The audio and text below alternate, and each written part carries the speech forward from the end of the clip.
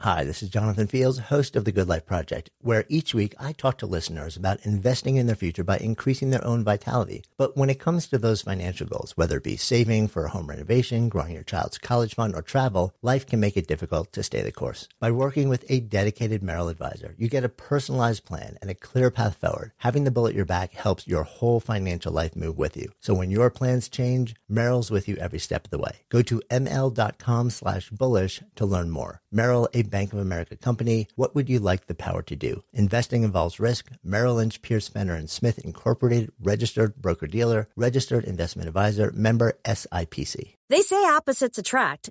That's why the Sleep Number Smart Bed is the best bed for couples. You want a bed that feels firm, but they want soft? Sleep Number does that. You want to sleep cooler while they like to feel warm? Sleep Number does that too. J.D. Power ranks Sleep Number number 1 in customer satisfaction with mattresses purchased in-store. And now, Sleep Number Smart Beds start at $999. Prices higher in Alaska and Hawaii. For J.D. Power 2023 award information, visit jdpower.com/awards. Only at a Sleep Number store or sleepnumber.com.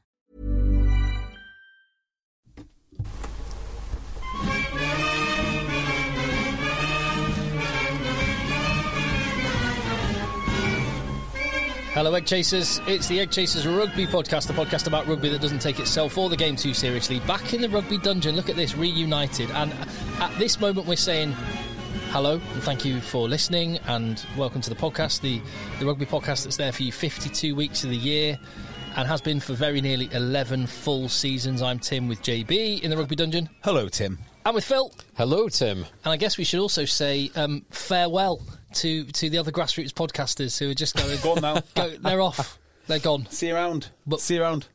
We're here for you all the time. Every single week. It's the hard stretch now. Yeah, and when it's the Lions this time next year, just remember that.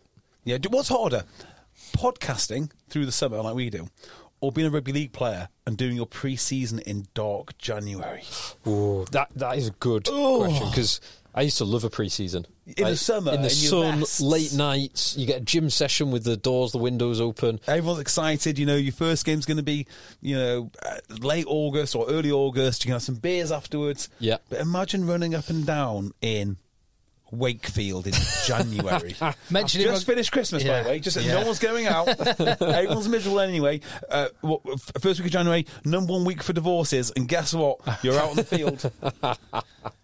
That's why those rugby league boys have made a bet about stuff. They are mentioning rugby league has just caused another little pang of pain, because a bunch of the Broughton Park Rafi Quirk's Broughton Park under-17s have been playing rugby league across the summer, and whilst some would argue because they don't go to the right school, they didn't get the recognition from Sale Sharks, rugby league sides are all over them. Are they? Yeah. Good for them. Well, it is great for them. Yeah.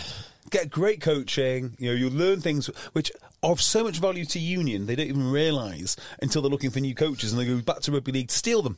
Yeah. So you may as well teach them this stuff now. Rugby league's the only sport that I say go and do and come back. Do you know when the RFU come up with this soft nonsense? Don't go and learn at the sports and then come back later. Because they're not serious about producing real rugby players through the club system. They're only serious about producing their professional talent through academies and through private schools. That's just a fact. That is 100% a fact, which is why they're so comfortable with guys going away and coming back, so it's for the grassroots game. Rugby league is probably where you want to be. If you want to kick on as a young man and you're lucky enough to live near a rugby league club with an academy, go there. That makes me feel better, because the pain I felt was just that, these lads are being lost from rugby union, but the fact that it's always an open door and they can always come back. Yeah. And also, goes rugby league, because unlike the RFU, they will take you seriously. You'll learn some good skills as well. That is what I've noticed. So none of the lads from Broughton Park go to paid private schools. They're just inner city mank lads. Won the Lancashire Cup. And there was one player in particular that in the last 2 games of the season absolutely shredded in consecutive games the 2 guys that made it to the Sale Sharks Academy. None of the Broughton Park boys got a look in, but they're all getting snapped up by rugby league teams. There you go. There you go. So there's opportunities there. Always opportunities. Yeah, anyway, that was... Make rugby league great again. Yeah. So we've got a bit of rugby to talk about on this one. I think this is one of those we can sort of amble off into the weeds a little bit. here and there. Well, it's good because I wanted you to be in person so we could talk about Northampton Saints. Yes. Couldn't do it over the line where you might get a dodgy connection, disappear. I'm getting personally blamed for It this. is your fault. It's 100% your fault, and people like you. Elites. Elites are the height of society, ruining our heritage and culture. Should we just start there then? We'll come back to the rugby, or should we save this for a little bit? Let's Save it for later. Let's save it for later. Let me just say contact eggchasers@gmail.com is where you can get in touch. Oh, talking of podcast. massive political news, Joe Biden's just been fired. What? Well, he's quit. He's quit. Yeah, a couple of hour ago. Yeah, I mean, he can't decide what he wants for dinner, so I don't think he decided that. Well, with his age and experience, it's only a matter of time until he coaches an international team. Oh, okay. That's noteworthy, I guess. Yeah. Okay. It is noteworthy. Be interesting. There's been a lot. I mean, period. It's not even remotely the most noteworthy thing that's happened in American politics in the last week. And let's not go down that rabbit hole. So, what was the rugby then? Because I haven't watched a stitch of rugby this weekend. So you could broadly characterise this weekend's rugby, for want of a better phrase, Tier 1 v Tier 2. Yeah. Yes. And a lot of great opportunities, which we will never see again because the Nations Cup is coming, and that's going to completely extinguish any of these type of fixtures. And whilst there were some total mismatches that were not fun to watch, there were some really amazing moments. You talking about Italy-Japan there? Italy hammered Japan. Yeah. Eddie Jones. There were two, I think, standout matches. One was in Sydney, where Georgia gave a brilliant account of themselves against Australia. Mm-hmm. And the other one was in a totally sold-out 45,000 strong crowd in Bloemfontein, where there is quite a big historic Portuguese population, and there is some Portugal were one of the first colonies in that part of the world. Bloemfontein on the coast? No. It's in the middle. And there's a Portuguese... So I'd understand if it was on the coast. That would make a lot of sense to me. Like Mozambique. Yeah, exactly right.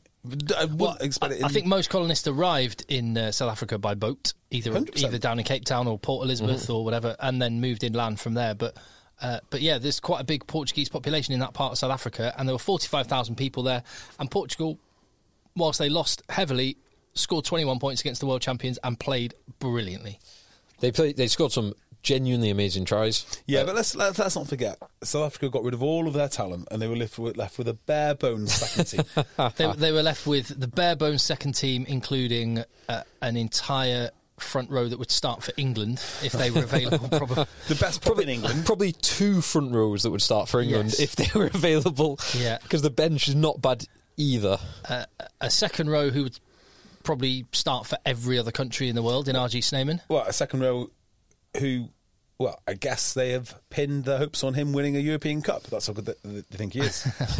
And who else? A former World Player of the Year at 13. Evan Lewis at number 8, as you say. Andre Esterhuizen, although it is worth noting that Andre Esterhuizen got a red card after 3 minutes. Yeah. Did he? Yeah. Yes. There was two-time World Cup winning scrum half Kobus Reinach inside World Cup winner Marnie Libok, but two-time World Cup winner Makazole Mapimpi on one wing, two-time world winner was he? Probably one time. Kurtley Arendse or they had a newbie in Apalele Fassi as well. Bloody hell. I know, it's frightening. It is a second team, but it's a phenomenal second team. Like almost, I planted this seed when we were chatting upstairs. Is there almost an argument in South Africa's case that they've got too many good players to know what their best team is? I don't know. At least Warren Gatland kind of goes, well, this is what I've got. I can't get any.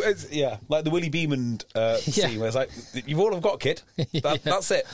So I think there is something in that, and I think they're doing it the right way, as in they've kept massive stability in their first team. They are really keeping combinations together for the long-term benefit, rather than just throwing the kids or getting someone who might actually be more talented or more athletic but hasn't played with the people around him. Yeah. But they've got a real challenge now over the next 3 years until the next World Cup.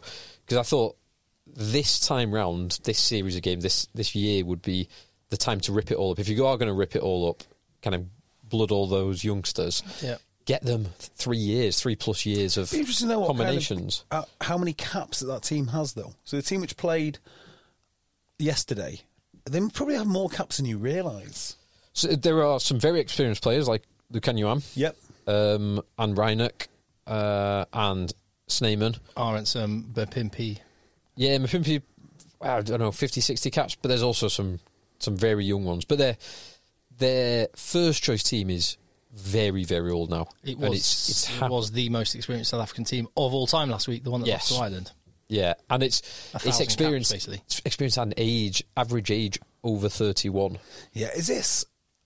so we've been down this route before. Mm-hmm. South Africa had the oldest squad when they got beaten by Japan. And they had the most caps when they got beaten by Japan. So it doesn't necessarily always translate into success. No, and that's the point. Yeah. It's knowing exactly when. So like Villy Leroux, for example, who started the last couple of weeks, is he better all round than Fassi or Sasha Feinberg Ngomazulu? Or Damian Willemser will be the boy when he's back. Or Damian Willemser. Is he better all round? He's got better aspects to his game, but is he better all round as 15? But hang about. Maybe not right now. Just wait a second, right?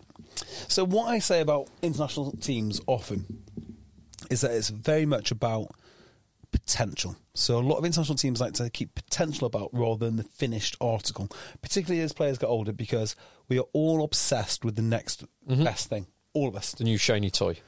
But if you wanted to win a European Cup, there are a couple of ways to do it. But one of the surefire ways to do it would be the Toulon way, which is you get grizzled veterans who nobody wants. Well, somebody wants them. Mm-hmm. Toulon wants them. And you Toulon did 10 years ago. Yeah. You take them out of the international game because they're that good. I just wonder if this is an ultra-pragmatic South African strategy, which is you're assembling what is effectively the mid-2000s AC Milan team to go and win things, come what may. Whereas everyone else is thinking, oh, well, we'll win something in 4 years' time. This idea of we just win things now, and we carry on winning things now, and we'll sub people in. I do think there might be something in that. So there definitely, I think there will be a little bit of evolution and churn, but the one thing that South Africa didn't do between 2019 and 2023, whilst they won the World Cups, which is all that really matters, and I guess 2027 is all that really matters, if they want to be... Well, the New Zealand team that won in 2011, 2015 had a 90% win record overall. They just won. Mm-hmm. Yeah. Whereas South Africa's win record between World Cups is around 2/3. Is it? Yeah. Yeah, and I just think ultra-pragmatic. I mean, if you think about the French teams, who do they spend the big money on? It's often retiring international players because they know that they're that good. Often. So if you're in an international team and you're as pragmatic as South Africa, who say, well, just play wherever you want and we'll pick you anyway. And New Zealand have got effectively a set of handcuffs on them. Australia have got a set of handcuffs on them. Wales, England, they're all slitting their own throats, because if you're South Africa, you can still play Sneeman in Leinster and Vermaelen in Ulster and whoever else it is. Yeah, I think this is probably the way forward. I think if other teams could pick players from wherever they went, they'd probably be in a more competitive situation. Yeah.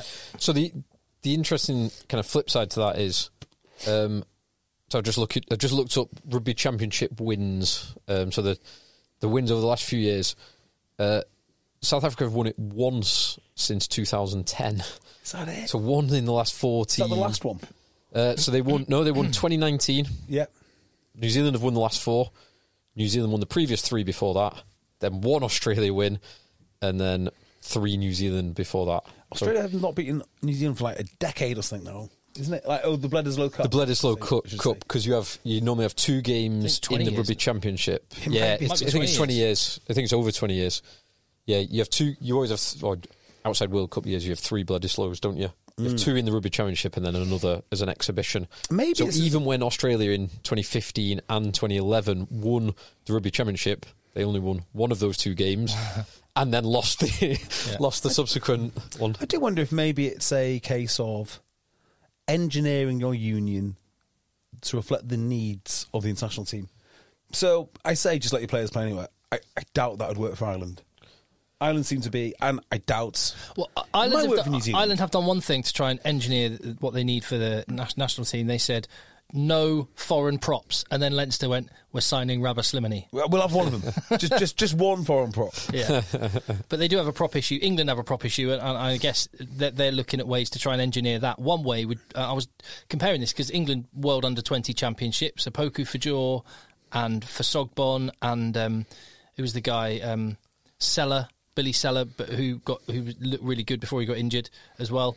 Some really good young props, but hardly any of the England team that won the Under-20 World Championship have. In fact, most of the England team have no Premiership or European appearances. There was maybe like 10 appearances between the whole 23. One of them is officially registered Bedford. Yes, and you compare that to France, who anyway had 4 players that would have been available playing for the first team in Argentina, Poso, Tuolangi, Atisogbi and a couple of others. But most of their team had played a reasonable number of top 14 games. 2 players were in the top 14 semi-finals, and 1 player had played 29 matches this season. Wow. So there's some, and right or wrong, I don't know what the benefit will be, but young English players are not playing Premiership rugby nearly enough. When you look at like Northampton Saints, they got a load of 22-year-olds. Newcastle were playing a bunch, but the ones that were selected to play for England under 20s, hardly any of them have any first team experience. How interesting. Yeah, and I'll make an observation kind of related to that, which is, I said this a few weeks ago when I watched the repeat of this game, the England-France game in the Six Nations. There was a marked difference between the aesthetics of the individuals on the England team versus the French team. The French team looked more like their natural size and shape, which in that Six Nations game, Pasolo Tuolagi is like a American-style fridge freezer. Yeah. But the rest of them were kind of like relatively normal 18, 19, 20-year-old lads. All of the England lads look like they are conditioned, seasoned pro athletics in a combat field. They all look exactly like you would want a mid-20s professional rugby player to look like. So physically there was a difference between them. But on the skill side... Yep. And it probably reflected in this game that the England tries were through brute force and strength. The French, the disallowed try and the final try were through sleight of hand and skill. If the conditions were not biblically bad in Cape Town, then France probably would have won. Possibly. Yeah. As it happened, England won relatively comfortably. Yeah. But there's a difference there. And that I guess the point I was going to make was that disparity in physicality will level out in a few years' time when they've had a few more. So the England guys are ahead on the physicality now. They will not be ahead age 23, 24. That will have disappeared. The skill might be retained. I wonder if there's something to do. I mean, did all these kids come from big private schools?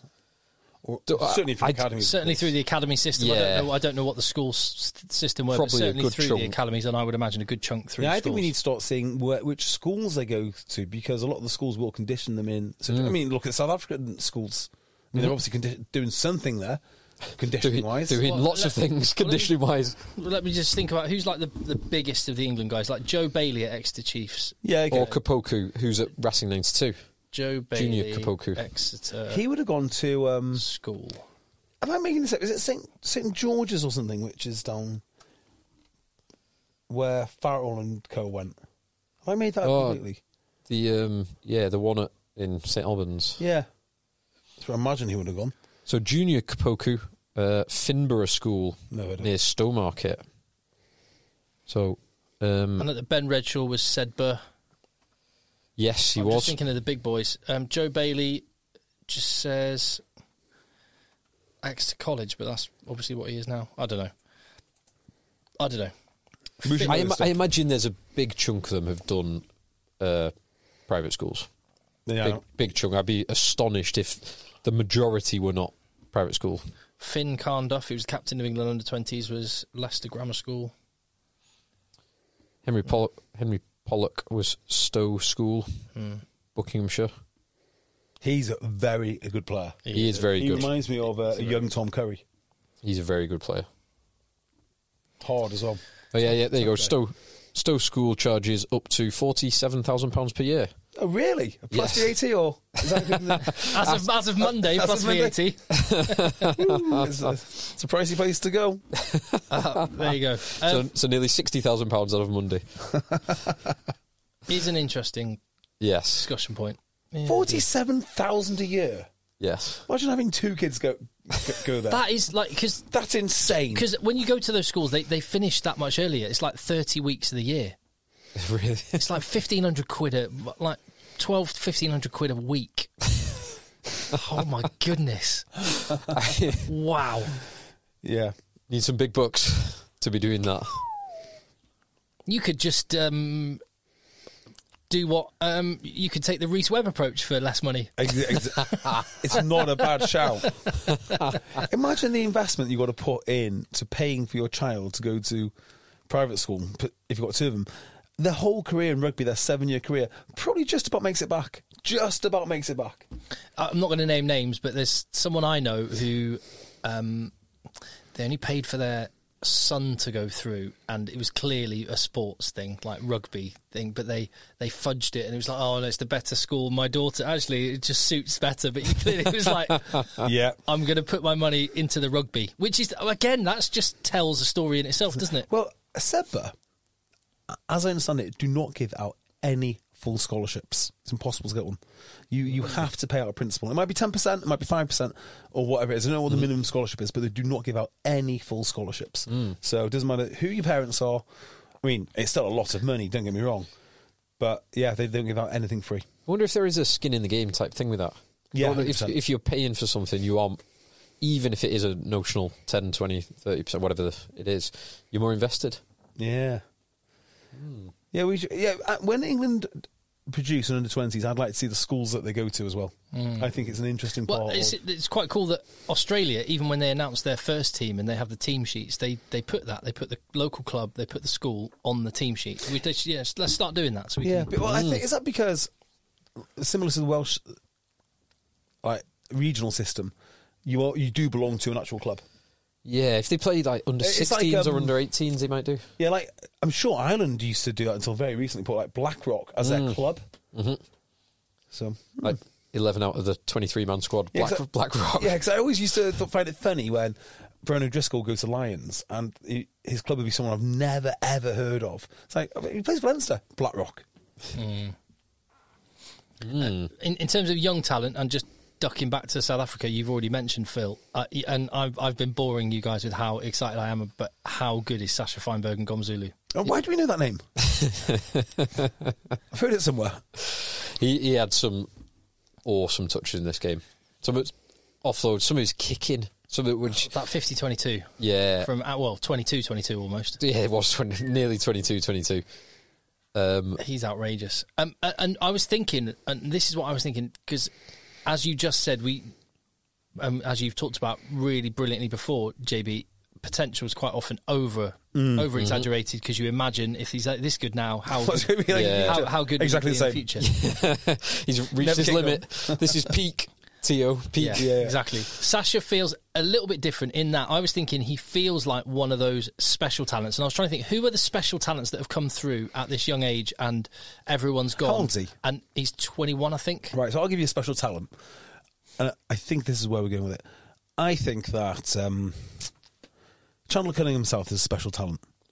But the secret to if he'll be special or not is how good he is when he's getting beaten up.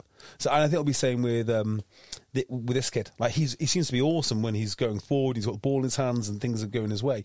What's it going to be like if he has to play behind a pack which is not South Africa's, with people that are, I don't know. Say if you put him in the Gloucester back line, see how he gets on. So the comparison I would draw, which again sounds so overhyped, is Dan Carter. Because there's something, when I watch him, it's like, I know what you're talking about with the pack and it's easier and stuff, but he's one of those players who just seems to have more time than anyone else. Rugby seems to be slow motion to him. So he just is able to, all of a sudden, like you say, just pull this kick out of nowhere. It's an incredible privilege, though, isn't it, for lads like Dan Carter I'm not saying Dan Carter never did it the hard way, because it's not fair to say that. He's just got this incredible storied career of success after success. But it is easier, isn't it, if you play for the for the Crusaders followed by the All Blacks? If Carl Heyman's your tight head and Richie McCaw's your 7 winning scrums and breakdowns. Whereas Johnny Wilkinson doing it for Newcastle is somewhat impressive. Yeah. He did Carter had the Baron 8 years or so under Todd Blackadder, though. Don't forget. Actually, he did mess up 8 years. Yeah, like 8 years on the bounce with all of the best players in the world. That's a good. Good point. I think he's a hell of a talented player. maybe too early to say Carter, because Carter he probably is the best fly half of all time. Is he Ryan Lamb? He's above Ryan Lamb. I'd say 21-year-old Ryan Lamb was no joke. Above Ryan Lamb. I'm trying to think. Someone like Entomac is who is one of the best 10s in the world, or someone like Richie Mwunga, someone like that, who both are phenomenally talented players. Time will tell, but I think he's got. It'll be interesting to see, because internationally he's rarely going to be behind the pack going backwards. Save for, I don't know, 2 or 3 red cards, maybe. Yep. Interesting to see what he does in the club game, because he could travel to England, English father. Yeah, don't forget that half English. Yeah.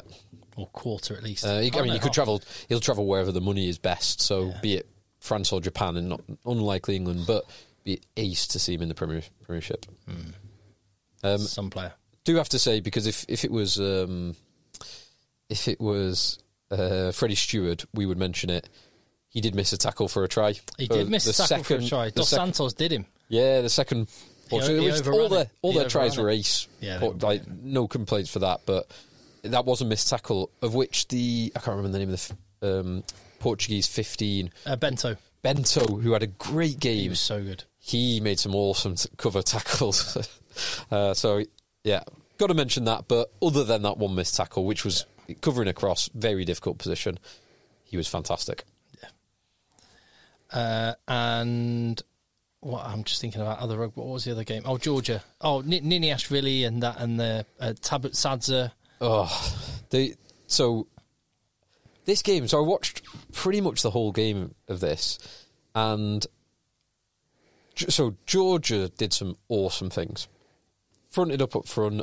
They're 10, who I don't think I've seen before. Yeah, he's 22. Matt Carver. Matt Carver, yeah. Plays for Black Lion, as loads of their players do. And I would imagine, they'll probably try and keep them together, but I'd imagine there's clubs looking around. He was very good. He was very good. That 10 was really, really nice. Obviously, Tabazadze, everybody knows, phenomenal try-scoring record. And Niniashvili is one of the best back 3 players in the top 14. He's absolutely superb. I will say, I think Georgia, while they did some brilliant things, I think the scoreline flattered them a little bit. A little bit. And Australia flattered Georgia a little bit. I'd say that for 2 reasons. One, Australia scored those 2 early tries. They looked pretty comfortable. 3 early tries, actually. 3, yeah, it was. 19-3 up after 20 minutes. It was. 3 early tries, looked pretty comfortable. They then switch off a little bit, and then you have the Daugunu red card, which in this game was only a 20-minute red. In the South Africa game, it was a full 77-minute red. They scored the 2 tries during that red card. One good try, the Niniashvili try was very lucky. It was lucky, but cool. But you make your own luck. But then the Tabizadze, I can't remember if it was his first or second. Behind their own line. The 100-metre try. 110-metre try. That...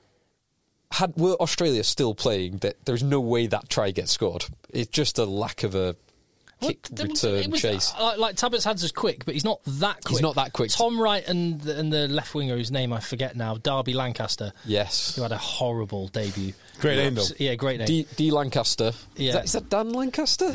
No. But they were just jogging, and Tabitz Had's just picked their pockets. So those 2 tries... A massive fortune on Australia switching off. Yeah. But Georgia still looked like a good team. Yeah. As they would do. And Australia, I don't know what to make of them. They've beaten... How did Scrum go? Stable. Yeah. They were... Fine. Australia did get the nudge on a couple of times. Yeah. But Georgia have totally changed the way they play. They're much more back 3. Yeah. Get the ball to the wings. That's a shame. Totally different. Yeah, I would have thought that. Well, like some of the guys that Gogiashvili and Bekashvili and Gigashvili, none of the big massive top 14 props were there. No, they're not.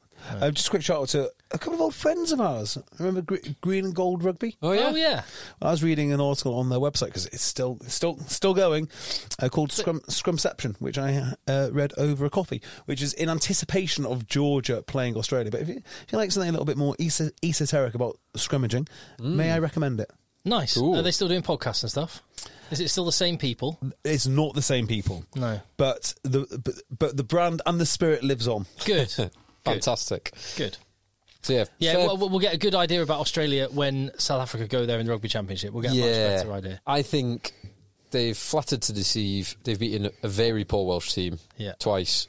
They've comfortably beaten Georgia, but they switched off for big chunks of the game. Bobby V and Fraser McWright look very good in the back row. They do. Fraser McWright's actually an interesting one because I thought a few years ago he was like a bit too dumpy, like a dumpy version of Michael Hooper. He's not. He's a good player. He's put on a bit more muscle. Yeah. He looks a bit more athletic than he did a couple of years. He looks bigger. He's quite similar to Michael Hooper now. He looks similar size. A bit more barrel, perhaps, but he's playing well. He played very well against Wales, and he's played very well in this. Is Michael Hooper completely retired now? Yeah. Well, he tried to go for the Olympics, didn't he? He didn't get in. Yeah. But he didn't make it. And then he said, I'm done with all rugby or just all international rugby? I don't know. Don't know. Tell you what, if that's the way he goes out, I think it's a mighty shame. Oh, because it would be great to see him. I prefer that than announcing you're retiring on your terms. I prefer a player trying and failing. Oh, no, I mean, if this is the last we see of him in rugby, rather than him, making a bit of wedge in the top 14. Oh, I see. Having some sort of swan song somewhere. If Stuart Hogg can go get another contract, Absolutely. then Hoops, you can do it, man. Come on, come north. But so I don't know what his situation is. Is he still an active rugby player, or is that it? Is that just all? Because to effectively be kicked out of Australia for a coach that lasted 5 minutes and it turns out to be a bit of a clown, and then to have the balls to have a go at the Olympics and to fail, which is admirable. It's admirable to try. If that were to be the end of it, I mean, I wasn't his biggest fan. I don't think he was as great a seven as everyone makes out. But I just don't think that's the right ending. He has stepped down from international duty, all forms of international, but that doesn't mean he won't play. It doesn't mean we won't see him in the top 14 or in Japan or in the Premiership. I'd like to see him in the Premiership. I'd like to see him in the Premiership. I think, What club would suit him best? The one with the most money. Yeah. The one with a marquee spot available, I guess. Well, who needs a... But no one needs a seven, do they? No one needs And a that's seven. the thing. Nobody needs a formally fast seven who's 6 foot something. 6 foot. 6 on foot. the nose, 6 foot, 6 foot 1 maybe. Unless he's Michael Hooper in his absolute prime, what is that buying for anyone? So if he comes, he has to come for a fairly reasonable salary, I would say. So France. And I can't think of a player that he's nudging out of the first choice team. Not Sale. He'd get Newcastle, but anyone would, and he wouldn't go there. I'd give Newcastle a good go. He's not going to oust Tommy Raphael at Leicester. He's not going to oust Will Evans at Quins. He's not going to... Well, Northampton have just lost 2 back rows. Yeah, okay, Northampton might be... But Pollock's knocking about. Yeah, exactly. Pollock. Exactly what we said. We need more of these under-20s. Yeah. Gloucester? Ludlow? Lewis Ludlow. He can play captain. 6 as well. Exeter, they play big 7s. Yeah. There's no way he's getting Do in. you know what we do for... if he was an Exeter player, he'd play number 8. He'd be like Matt Kovacic. Yeah. He would be he'd be a hell of an 8. He would be a great Exeter. He would be a great Exeter. There you go. Exeter Chiefs number 8 option. Although they've got what's his name that they got from Wasps? Fissalau. He's great. He is great. But they use Kovacic there. If they use Kovacic there, they could definitely use Hooper there. That is a stroke of genius. If he's a reasonable price, I can see that one. That's a great shout. Ealing Trailfinders. Yep. I mean, they've got money to burn, and they like burning it. So. All right. Okay. Yeah. I think we could probably draw a line under the international rugby at that point. One other thing mentioning, yeah, I've not seen either game, but Spain beat Tonga. Yeah, that was a great result. And Spain under-20s beat Fiji. And I looked at the Tonga team, and it had Ben Tamafuna at tight head prop. It had some of the big guns. Yeah. So it was a legit Tonga team that Spain went and beat away. Yes. Which is great. Portugal and Spain, to a lesser extent Chile, but I'm kind of... We're quite buoyant, I think, about, I don't know, Hispanic, Latin rugby. I think there's massive opportunity. Well, it's not the biggest opportunity, the biggest investment opportunity. It's not quite the biggest investment opportunity. But yeah, it's up there. It's very important for World Rugby, the World Cup, the growth of the sport, to be improving in places like that. And it is. Like that Portugal game against South Africa will do massive things for Portugal compared to, when was it, 2007, where they got 100 points put on them by the All Blacks. Exactly. It's development. And again, I just come back to it. When this Nations Cup setup arrives, which is only going to happen some years, not all years, I don't get it, because Alliance Tours and World Cups, it's going to effectively end these Tier 1 v Tier 2 matchups. Which is a shame. Yeah. Which is a big shame. What are you giggling about? I'm looking back at some of my messages about the Northampton Saints logo. And the one which really cracks me up is someone saying, might have been you, Tim, I'm trying to find it. No, so George, it looks like the Greek Orthodox Christian cross, and I found this picture of a Greek Orthodox Christian minister with the Barcelona flag and a few other flags, a few other flags behind him. Let's go there then. So contact eggchasers@gmail.com. It's a couple of weeks since it happened, but JB wanted to wait till I was here in the Rugby Dungeon in person, and couldn't blame South African Wi-Fi for for having to leave the conversation. I've got to say, like, the fire in my belly has gone now. I mean, at the time, this was without doubt the biggest outrage. It was right up there. I will just say this: in terms of rebrands, Bristol Bears kind of does prove me a little bit wrong, because I laughed at that rebrand. Well, it was funny that they didn't get the website domain sorted, and that was a gay pub in Bristol. That was amazing. But on the other hand, right, I don't really think the Bristol Bears brand is particularly strong. I just don't think it started with a strong brand at the beginning. And on the Gloucester badge, which you also kind of sort of... That Gloucester badge is beautiful. The old crest is beautiful. Like, I just don't understand I don't understand why they did this. And the more they tell me why they did it, the more they look like jokes. Okay. So, I mean, let's start with number one, right? It's not scalable online. What does that even mean? Okay, so how can I put this in the simplest terms? Talk to me like I'm a 5-year-old. Yeah, okay. When it appears as a little logo in the bottom right-hand corner of a video, which is on a portrait-sized video on your phone screen on Instagram or TikTok, it will be half the size of your little fingernail. At which size, anything with too much detail on it or that is too complex, you cannot see what it is. I mean, this perfectly sums up the online world. It's too complex. Just use a different logo. Look, so the criticisms were it couldn't easily be recalled. It's not scalable online. Now, last time I checked, we did not play rugby online.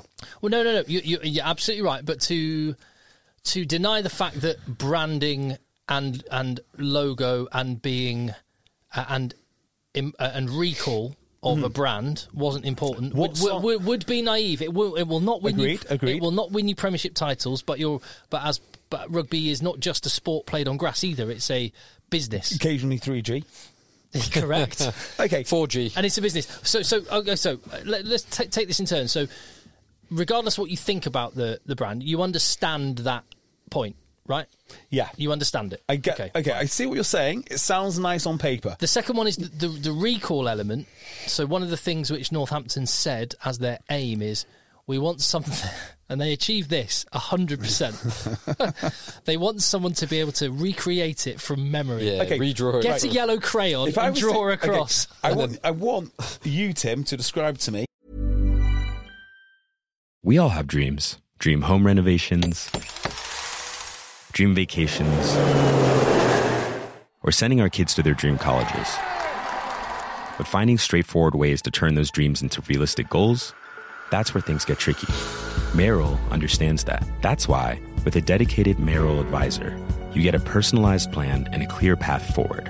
And having the bull at your back helps your whole financial life move with you. So when your plans change, Merrill is with you every step of the way. Go to ml.com/bullish to learn more.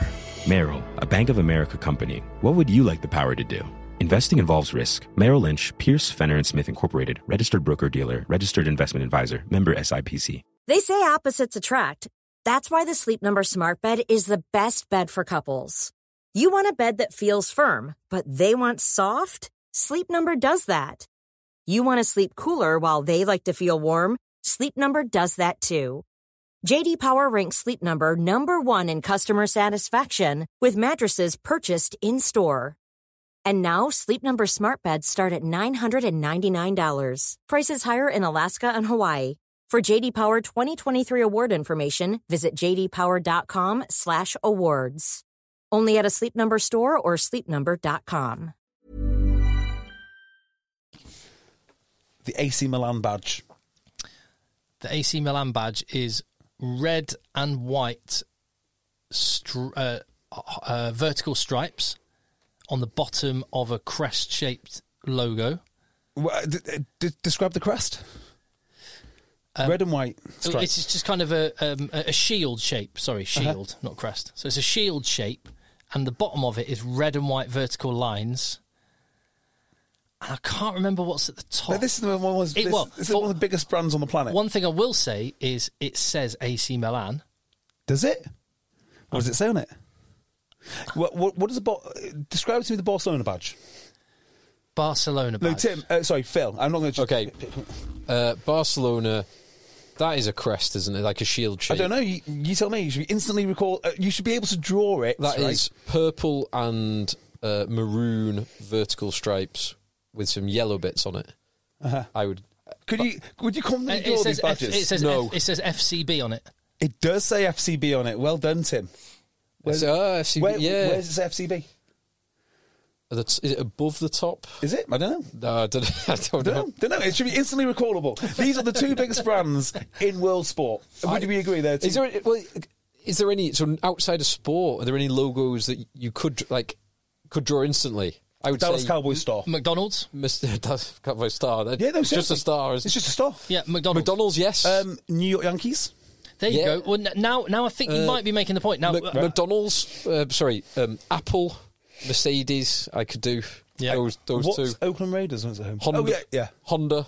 Just a H. So weirdly, whilst the point you're making with the football one, which is these football brands do really, really well, and they have brands, they have crests that you cannot instantly remember. The most instantly recognisable logos in the world are ones that instant and are very simple. Okay, so rugby one, I'll give you two great ones: Harlequins and Wasps. It's a wasp. It's a harlequin. It's just not difficult, is it? They're just, Was Leicester Tigers always the tiger? No, it was also a crest. Well, there you go. So what do you think? Because I think Leicester Tigers one now is good. So, I mean, I think the foresight of Leicester Tigers to make a brand for the internet was absolutely remarkable. Same with Dallas Cowboys. But no, just inside, let's just circle back to that. Okay. Just so you know, the Barcelona badge is the bottom half of it is the stripes. Yeah. With a football on it. Yeah. With then a gold bar across it saying FCB. And then in the right quarter are the Catalonian stripes. In the left quarter, the red and yellow stripes, is an English flag. English? Do you know what the reason is? No, but this is the point, right? You want to know now? Yeah, I do want to know. Yeah, exactly, right? So I'm looking at it now. So the other one, AC Milan, it does not say AC Milan, but it does say ACM. So it doesn't actually say AC Milan. It's not red and white, it's red and black. And it's on against a black shield. And of course, it also has an English flag on the side of it, just by coincidence.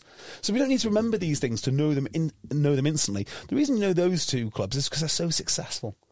The thing which Northampton lacked was not an online presence; it was trophies, and it was getting into the public imagination. It was nothing to do with anything else. So I just think it's a shame that you've got those two brands there which are worth a fortune, and people know them when they see them. Just because they can't recall them doesn't make them any less valuable.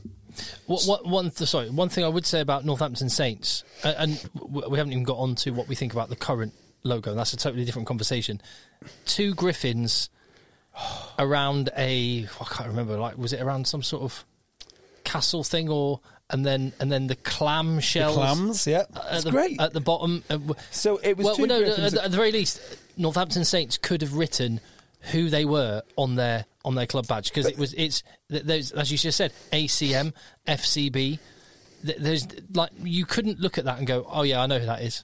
or that's Northampton Saints. Yeah, I mean, for what that matters. There's a really simple solution to this. If I was rebranding, I just write Saints on it. And just write Saints. I mean, that would do it. I mean, Dallas, just maybe it says Cowboys underneath the star, actually. It might not just be a star, but there is a star on the side of the helmet. But you just write Saints on it. I mean, this isn't difficult, is it? American football would be, it is the perfect example of instantly recognisable, works on shirts, works on websites, works really small, works really big, and looks cool. But the 32 NFL franchises are amazing at it. But I think when you look at the American market and what the demand is for football, I think they'd be horrified if Barcelona just ripped up their badge and had, I don't know, I've got no idea. I dread to think what the Northampton staff would do with the Barcelona badge, or what they'd do to the AC Milan badge, or any of these badges which have got so much history. And in fact, that's like, there's an English flag on there. Well, why is there an English flag? What is the history of this team? Do you want to know that? Yeah, I've just been reading about it. So it is an English flag, but it's also St George's Cross. Yes, obviously, and St George, as well as having a long history in England, has... Is this something to do with Crusades? He is, yeah. His heroic military saint and a crusader. His cross is on the national flag of England, and also he is patron saint of Catalonia. The flag of Barcelona looks like that. Yes, it is. Which is a combination of Catalonia and St George, or Sant Jordi. And his acts of heroism in Catalonia are famed, including his battle against the dragon. And a great win. When Sant Jordi defeated the dragon and slayed him, apparently a red rose bush grew in the ground where the dragon's Someone blood needs that poured. as a symbol. So, what a bleeding dragon with a red rose bush. Just a red rose. If someone could use a red rose on their kit. Red rose is famous in Catalonia as well as in England. Is it? Yes. So for there you go. For that reason. For that reason. For precisely that reason. See, this Very is so cool. much cooler, isn't it, then? Well, what happened here? Well, the marketing chaps, No, hold on. But there is a story behind... execution-wise, we can talk about, but there is a story behind the cross. It wasn't just a random shape. No, there is. It goes back to... St James, which is what Northampton Saints were before they were Northampton Saints. But the thing is, these badges evolve with the team. So just to rip it up, I mean, I love the idea that... Well, there's an argument. They've gone back before the crest. They've gone back to the absolute original of where the club came from. But it's the principle, isn't it, of why they've done it. They've not done it to pay homage to the original badge. It's things like it needs to be instantly recognisable and be able to be drawn with crayons and vectors and things like that. Yeah, I mean, look, ultimately, you made the point, and I like this point. You said that badge looks amazing on a set of cufflinks, a tie, and a rugby shirt. And that was a criticism. To me, that's like the greatest compliment that you can give a badge. Yes, perfect. No, it wasn't a criticism. That was a... It looks great on those things. It looks great. So to get rid of it so it looks great on Snapchat just doesn't make any sense. There is a happy medium where I think you can acknowledge that change was necessary for the commercial reasons. Yeah. There were commercial reasons why the change was necessary. No, I do not buy that at all. So actually. you think well, I do not buy. I would love to see the figures, right, from this year to next year, and if there's any drop in income whatsoever, there's no way they're going to say, "Oh, it was the badge." If there's a rise in income, I hope they also don't say it's the badge. The badge is completely separate, in my opinion. And just some of the things they said about it, like you don't know who the badge is. Well, I do if it's on Northampton's chest. They didn't have our colours. Well, it doesn't need to because it's on your shirt. It doesn't represent the town's crest. Doesn't represent our history. Was one of the most bizarre comments I've ever heard. Of course, it does. It's your town's crest. Like, I think everything about this is just ripping up history. I like the idea that I wore it, my son will wear it, his son will wear it, and it might change slightly with the times. It might be a bit more rounded here. The clams might be a tiny bit bigger, a tiny bit smaller, but there's a clear lineage of how it developed. That is beautiful. What's happened is an absolute abomination. I mean, it doesn't have the colours on. It's on your shirt. And the last one, which I loved, was, well, you just don't recognise what badge it is if it's on social media. I was like, well, I've never watched, you take the Barcelona badge. I mean, all the criticisms are, would be the same for Barcelona. I've never watched a clip of Messi and thought, oh, I must be watching medieval jousting here because I don't recognise that badge. Yeah, no, and again, I'm not even talking about execution. I'm just looking right now at one of the simplest and one of the best logos in rugby, and it just says All Blacks, and it's one fern. It's very. I mean, look, there's room for all of these things. I mean, look, you know, one of the most rubbish crests is the French one. It's rubbish. I mean, objectively, that is rubbish. I see. I like that. I disagree. I like it. I do like that. But I love it. I love it. If you just showed me that, right, it's just a chicken with a red shield. Right, we're going to start a franchise from scratch today, okay? And you showed me that. I was like, are you joking? It's a chicken. It's a chicken on a shield.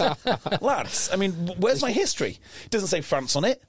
I don't think I'd recognise that online. It's not even got a rugby ball. What is this nonsense that you've given me? It's a restaurant. Is it a restaurant? Do you sell eggs? Like, it doesn't... But it's beautiful, isn't it? It's beautiful because we know what it is and we know it's what got it the history. I mean, that's probably... it's simple. I probably one of the few I could draw. And I would say in France, that has got massive instant recognition. That they would know it straight away as the rugby crest. One thing I will say is, and you probably even made the point for me, is Northampton Saints or any rugby team don't need to worry about whether or not you're going to... No. They don't need to worry about whether or not you're going to watch or buy a kit or pay for a subscription for a TV thing or subscribe to or follow them online, because you will, because you're already engaged. Yeah. There are not many of you and I and Phil. No. Nowhere near as many. That's what I don't get. Well, keeping the badge the same won't change it either. No, it won't. It's just... all it does is annoy your existing customers. And I have sympathy with that point of view. I do. Yeah, and I do take that point. Like, I think that is, if you've tried a few different things and none of them have worked, and you want to grow your brand, it's something that can try. And I do sympathise with that. Here's my counter to that, right? Why not have an online brand?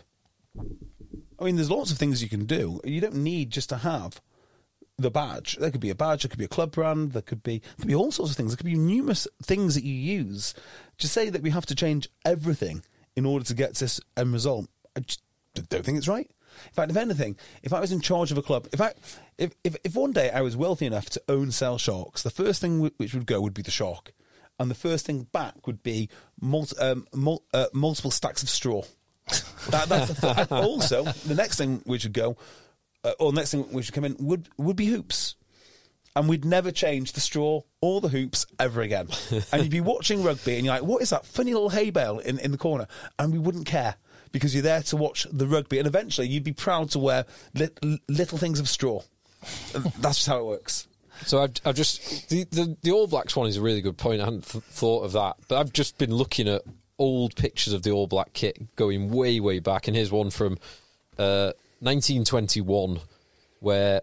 it's just a black shirt, black shorts, black socks, white collar, and then a white fern. And that fern says everything you NZ above it. And yeah, that is All you need to know, when you see that picture, right, is those are great men. Those are great men wearing a shirt which means the world to people, still to this day. Yeah. And Northampton just trashed their history. Congratulations, boys. Congratulations. What an epic win for you all. The simplicity of that fern as you look at the shirt now. Beautiful. That is part, the simplicity of just the simple fern is part of the beauty of it. Do you know what? I think you understand the beauty of these badges. Well, first of all, when you just look around here, like that Bath one is gorgeous, loads of them. But the one where I think you really understand it is sort of military history. I was in the RAF club. Been there a few times now.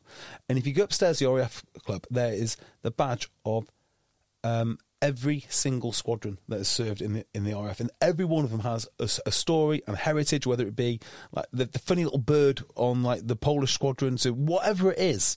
And it tells a story. That's what you want. I don't want something which looks instantly shareable on Instagram. Maybe that's me, but I think history should stand on its own 2 feet. I understand what you're saying, and I think probably the truth of this is, and why AC Milan, Barcelona, Real Madrid, Manchester United, and the rest of these huge sporting brands that have stayed with their historical design is they are big enough that they don't need to They don't need to try anything to try and reach out to people because they're doing very well. Thank you very much. Exactly. Northampton Saints are not, and no rugby club is doing very very well. Thank you very much. Other than perhaps the All Blacks as a globally instantly recognisable brand, even more so than the Springboks. Yeah, agreed. Or the English Rose, instantly recognisable. It doesn't even say England on the England shirt. It's just a rose. So here's a question for you: whose badge is a traditional shield rugby team with basically an Italian flag, but turned 90 degrees? So it goes from left green, white, red, in the shape of a shield. Whose badge is that? Green, white, red, top to bottom. Top to bottom. And it also has a single star above it, but sometimes to the side. It's a club. It is a club. It no longer plays them. Well, it might play, but it certainly didn't play for a long time. And it's owned by someone very famous. Oh, it's not the Silvio Berlusconi, the Milan. It is. Rugby It's team. AC Milan, a rugby team Rugby. owned by Silvio Berlusconi. Amazing kit. if there's one rugby kit I would love to get, it would be that. If there's one rugby the brand I'd Adidas like to buy. from the early 90s, with Silvio Berlusconi pouring Prosecco out of into plastic cups to drink in the changing room with the boys. Simpler times. That rugby journal with that in is amazing. That's my favourite version of the rugby journal, which is in this room somewhere. Yeah, somewhere about. I'm looking for it. There's an old rugby paper down there. What was the name? Oh man, I've just completely. What was the name of the French club that Bolshoi used to play for? Biarritz. Biarritz, that's it. Your mortal enemies, Yeah, Tim. my mortal enemy. Yeah, God, I had a brain fart. I can't remember. Biarritz Crest Rugby, because that's the That's the that's a beautiful crest. That's the Basque. Oh no, it's different. Because it was just. I thought it was just a Basque badge, but it's not. No, it's not. It's it might even be quartered. There's some cool. I mean, they're awesome. Imagine trying to bit garish those. Yeah. It's just BO. Biarritz Olympique. Oh, so this is the Biarritz coat of arms for the city, not the rugby club. How anyone wants to? By the way, this will be my last comment on this. But talk about modern nonsense. But I don't know if you've seen that Portugal tried to rebrand their national badge. No. And then a right-wing government got in and said, this is going straight in the bin. We are going to have our old badge back. Thank you very much. Perfect. Can in terms of, I would say, have a look at the Portugal badge. They're like with the All Blacks in terms of simplicity, easily recognisable, amazing brand. Stade Toulousain, the most iconic brand in club rugby. And what's their badge? It's like an S and a T, isn't it? It is. It's Yeah. linked. That's the thing. So simple, and I'm assuming it was always that.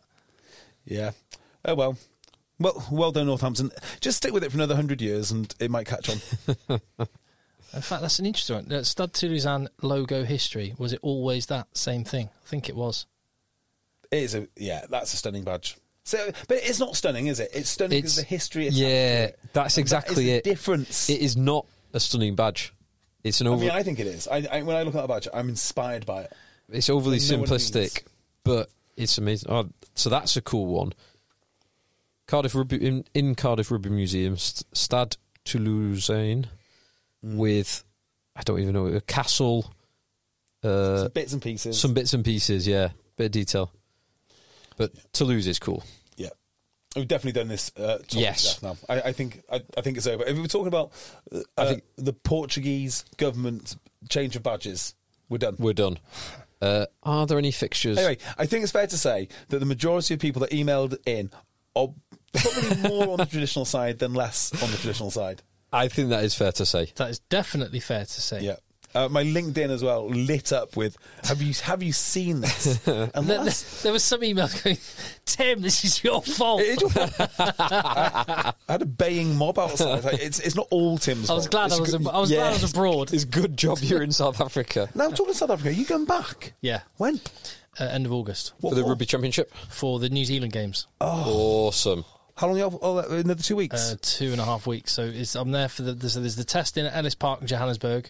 Awesome. I go straight down to Cape Town. I've not been to Cape Town or the Western Cape. Yeah, I enjoy it, mate. I know. So many people have said, "Oh, you like," because I flipping loved South Africa. Oh my god, I loved it. Western Cape is maybe the best. And part that's what everyone says. They went, "Oh, you like it now? Yeah, you haven't been to the Western Cape yet." Yeah, it's incredible. Cape Town's Just unbelievable. Remember, Wine regions, garden route. You've got sterling. If you decide to go to South Africa, make sure you carry on working on your YouTube, because you get your sterling income or your dollar-denominated income, and you live on South African rand. Oh my god, what a gem! It is. It's the ultimate. It's the ultimate, Tim.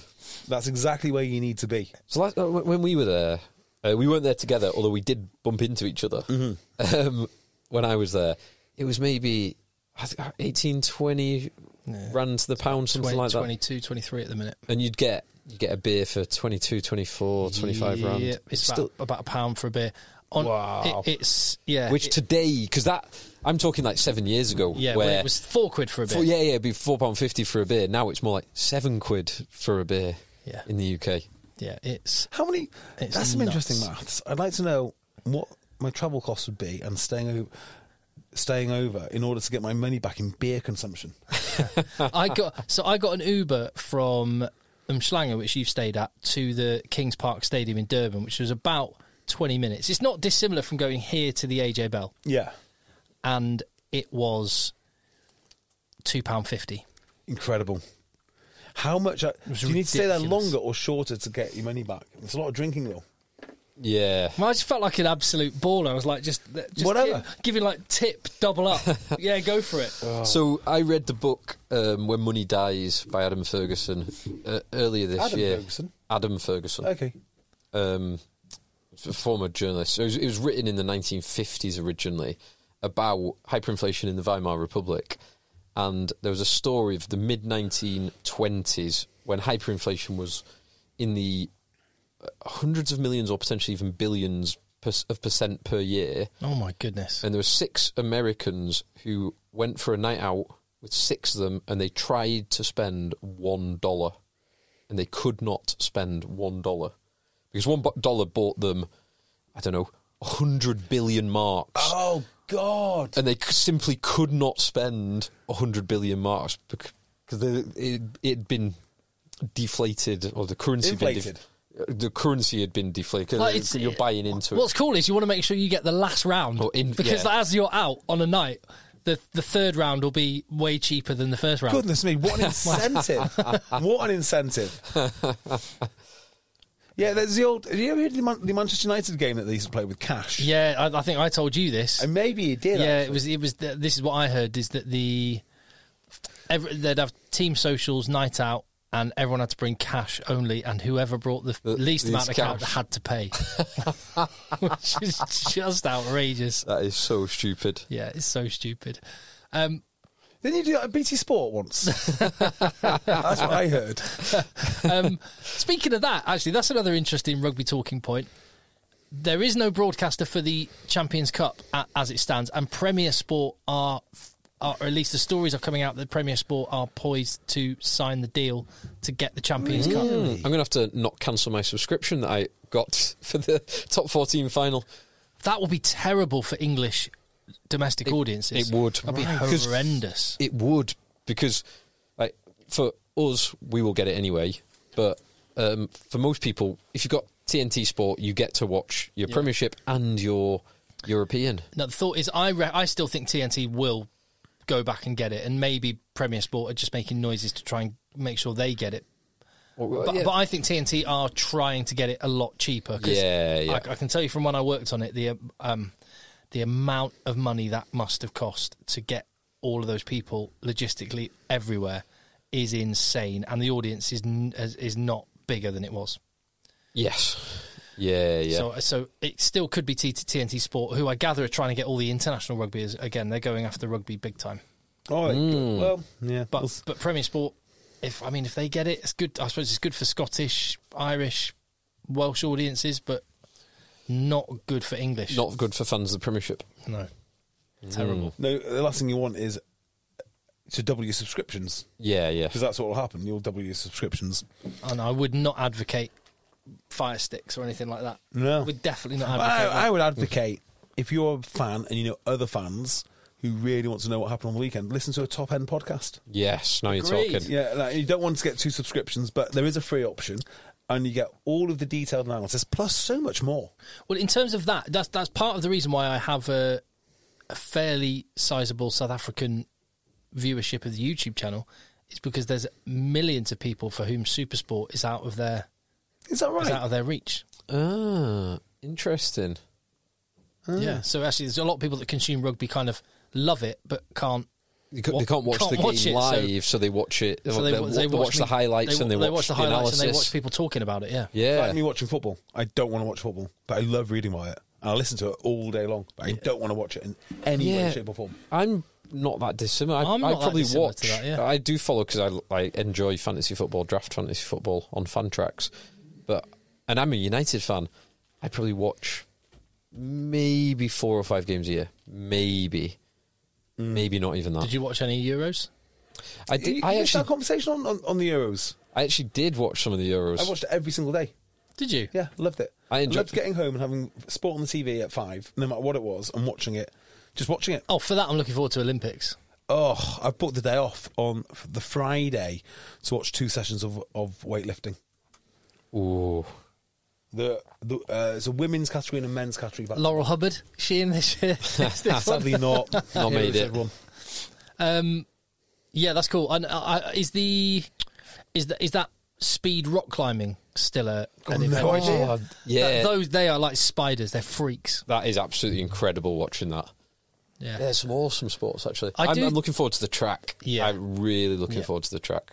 I do think that I might have mentioned this on a podcast in the past, maybe 4 years ago or 8 years ago. We've been going that long, but they should have a baseline competitor that's pulled out by lottery, maybe from the host country. So you have just a random French person, Pascal from La Rochelle, a 45-year-old accountant who does the 100 metres. See what we can do. Just so you have a reference point for just how unbelievable these people are. Yeah.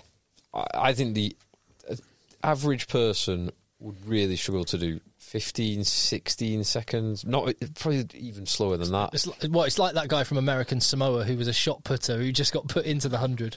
Yeah, do you remember that? Yeah, I do remember that. And Eric the Eel. So my favourite Olympic activity, and considering Olympics is once every 4 years, I must do this about once every six months, is reading about all the venues that are no longer used.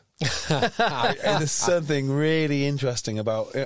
What did they do with the kayak pool in Greece, which they no longer use? Well, even in rugby terms, so right next to Kings Park in Durban is the stadium they built for the 2010 Football World Cup. Yeah. Right next to it. It's It just unbelievable. doesn't get used. Is it not? Well, No.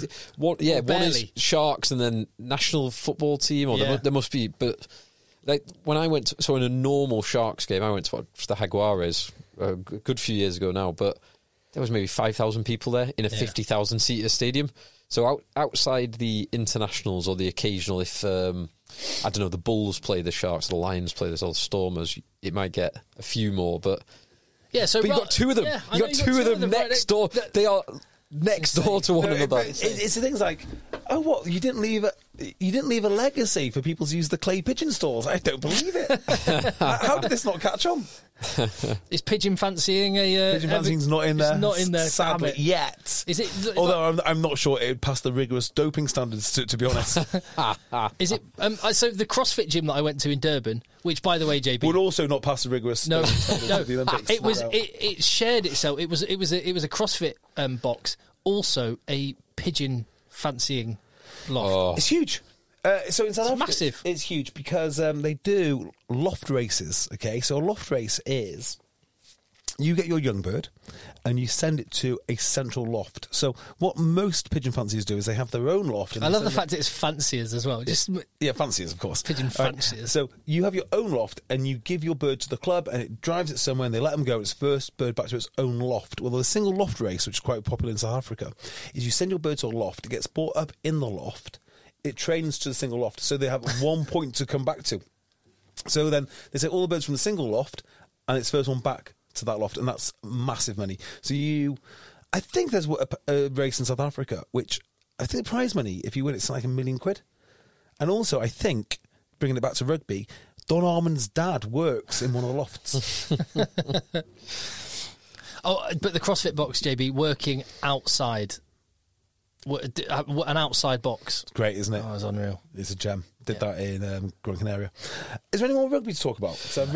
There are 3 games next week. There's actual rugby. I thought there is a total. Well, actual rugby is going a bit far. So the 3 games are Tonga versus the Queensland Reds, Brazil versus Belgium, and the biggest game of the weekend, Uruguay versus Scotland, which ordinarily I'd say would be quite a good game, but Uruguay got absolutely hammered 79-5 and it's not the first string Argentina team as well. It's not a terrible Argentina team, but Uruguay from the World Cup in historically have always been pretty strong. They got completely destroyed. It didn't look like it was any of their French-based players. That Lean Decker, the lock, wasn't there. I can't remember who he plays for, but one of the top 14 teams, and Arata wasn't there. Mm-hmm. So Arata's a scrum half, isn't he? Yeah, very handy scrum half. Probably, I would say, after Dupont, as an argument, and Jamison Gibson Park argument, he's the 3rd best scrum half in the world. But he wasn't there. But they got absolutely smoked by Argentina. So that'll be a non-event then. Yeah, non-event. If it's anything like that. So Scotland have done a proper tour. I'd love to have. We'll never see a bit of it, but if there was one summer tour that I'd like to have seen a fly on the wall documentary of, it would be the Scotland one, because they've just gone off grid, off radar. So they did Canada, USA, Chile, Uruguay. Yeah, they will have had great fun doing that. When does the Premiership kick off again? First week in September. September, maybe? First week in September. I think so. So that means we've got 1, 2, 3, 4, 5, 6, 7, 8, 9, 10 weeks until it kicks off. There are 10 teams. Oh, nice. Right. Now, we've tried this in years past, and we've never managed to get past 6. Send in your reviews for your team if you want to. Write me a review. Write us all a review. Players you've signed, players you've released, what the expectations are, how you think your season will go, and we will read it out and we'll discuss one club a week in great, excruciating detail. Maybe we should do 2 a week. Start off with 2 and we can always slow it down, because what we found before is that we're like, oh God, we're running out of time. Yeah, that is Let's true. do 4 clubs. Yeah, let's do all the clubs. Because Rugby Championship will start happening as well. Exactly, yeah, and we will run out of time. So start sending it to contact@eggchasers@gmail.com. and we will read it and we'll add to it and we'll tell you if you're wrong, right, if you know your rugby, if you're a complete moron, we'll let you know. Shall we describe your logo from memory? Yes, yeah, right. Yes, submit your. Everyone's got to submit a picture of the logo which you've written from memory. Shall we do? If we're going to do 2 teams per week, shall we start off with the best teams from last year? So the Northampton Saints and perfect. I can draw the logo. You can now. Yeah, you couldn't last season. And so next week, let's focus on Saints and, was it Bath who finished second? Saints and Bath. So yeah, let's do that next week. Yeah, nice. And work our way down. So if we happen to miss Newcastle, no great shakes. No one will really be bothered. Contact eggchasers@gmail.com. That's a good shout, JB. Excellent. Right. All good? All good. Fantastic. Right, let the boys end. Bye.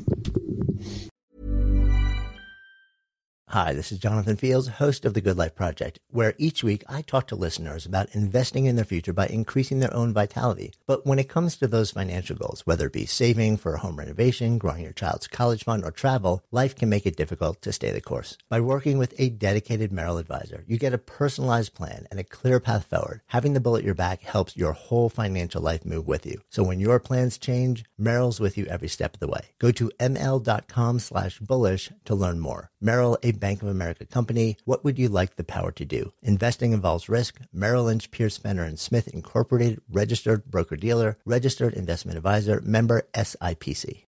Be warned that once you pick up a refreshingly cold drink from McDonald's and people see just how refreshingly cold that drink from McDonald's is, you may create drink envy. Because there are drinks Then there are drinks from McDonald's. For a morning brew that really creates a stir, get any size iced coffee, including caramel and French vanilla, for just 99 cents before 11 a.m. Price and participation may vary, cannot be combined with any other offer or combo meal. Ba-da-ba-ba-ba. The living room is where you make life's most beautiful memories. But your sofa shouldn't be the one remembering them. The new life-resistant, high-performance furniture collection from Ashley is designed to withstand all the spills, slip-ups, and muddy paws that come with the best parts of life. Ashley high-performance sofas and recliners are soft, on-trend, and easy to clean. Shop the high-performance furniture in-store or online at ashley.com. Ashley, for the love of home.